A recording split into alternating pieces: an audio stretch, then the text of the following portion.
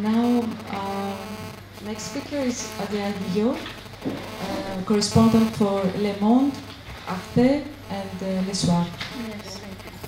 Good evening to everyone. I'm very glad to see that so many people came to have this discussion, because I really wish it become very fast a discussion, because I'm very curious into your questions too.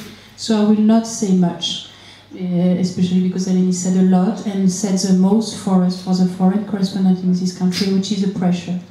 The reason, the speed of news the last 5 years for Greece is tremendous. The pressure we have from our editors is tremendous. So our main issue is a daily basis to choose what to project outside, what to relay from the news of a country.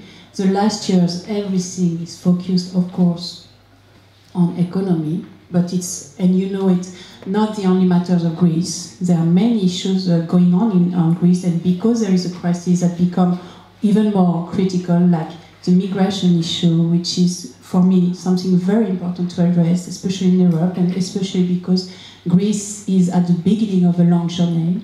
So the thing is that we are pressed as foreign correspondents to put our eye a lot of economics, and sometimes to relay information that we estimate are not that urgent or are not that important, but as very well described my colleague, the fact that we are in a way in a global competition, and that if I decide for Le Monde that this quote of Varoufakis is irrelevant, and I say to my editor, believe me, you don't need to talk about that because we already did 2 hours ago, but Financial Times say no, we have to talk about it, then my editor comes back to me and say, you told us, but you see.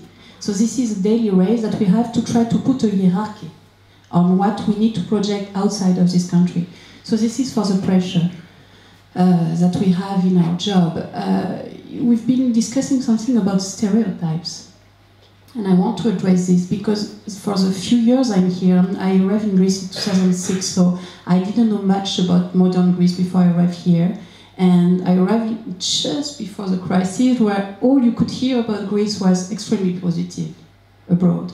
And then the crisis. And then within the first 2 years, I heard the most terrible things about Greece. And we all had to address this with in our job, I would say our main job for 2 years was to say, no, Greeks are not lazy Greeks. No, Greeks are not all tax evading. And in the ways that we had to address this propaganda with stereotypes abroad was to be very factual, because I'm not an editorialist. You know, my newspaper do have editorialists. This is not my job as a correspondent. My job is to relay a situation by facts and by illustrating it. So, for example, how to fight stereotypes. I bring figures. How many hours Greek work? How many Greek, French work? Productivity. Are Greeks so bad in productivity? No, I give figures, and usually these are European figures, so it's useful. Then how do I talk about tax evasion? Do all Greeks tax evade? I'm not saying it's not an issue, and I will be the first to discuss the necessary reform in that aspect.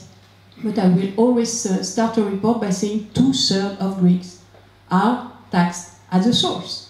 So if you have an honest, just a little figure like this, and then you start and you kill the stereotype in the very second of your article. So this is a discipline, a self-discipline that we correspondents, and really a lot of my fellow correspondents around this table, but most of the one I know, whom I know who are here many, many years, because we are attached also to this country for many reasons, most of us, we do fight this in the international press, and we fight this without our own newspapers a lot of time, or TV, because I also work for TV. Then how do my newspaper and my TV, we've been choosing, for example, to treat the crisis in a very human way for many years. There were strangely different phases in this crisis. First, and I guess this is also the Greek society was like this. When the crisis hit, there was a time of sideration, like what's falling on our shoulders.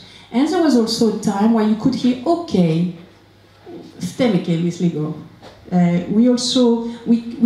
we address a few things that we need to address. So we will discuss those reform at the beginning, and then came the very important demonstrations and the social mobilization. And that was very interesting from a journalistic point of view to see how people try to resist, and you know, in the same people, to have people trying to resist very much the reform, some people trying to embrace it, so some people trying to be critical, to say, no, this is not what's happening. So then again was the question, what do we put out there? And I answered personally that we have to portray the society in its variety. So we had to show the three parts of the society. The society that embraces the austerity for ideological reasons, the society that was suffering of it and therefore was trying to resist it, and the one who, I would say it's a great part of this society, which was saying also, it's not that bad, maybe we need, let's see, let's try.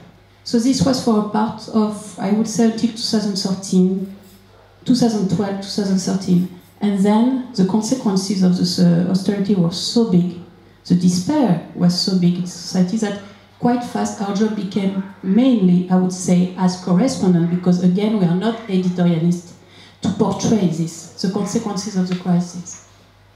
That would be the few faces that have been facing me, but I would say that most of my colleagues have been facing, and for example, all the media coverage coming from outside, because we are the correspondent here, but even from our media, so many people come all the time from outside to feed the story, as Ellen put it very well. At the time for the election in 2012, or again the latest election, there was something like 800 foreign journalists coming to cover Greece. I mean, when you think about it, it's absurd. From another point of view, what it shows, and this is for me what is important with this crisis, it shows that this crisis will go beyond Greece. Something is at stake in Greece, and that's why there is this sideration of media, that's why there is this appetite of media, but because behind this is people want to know what's going on. Because what's going on in Greece, it's what's going on in Europe. And I think that many people have understood that so far, by now. And this is why there is also this tremendous pressure on us to explain, to try to decrypt on a daily basis what's going on here.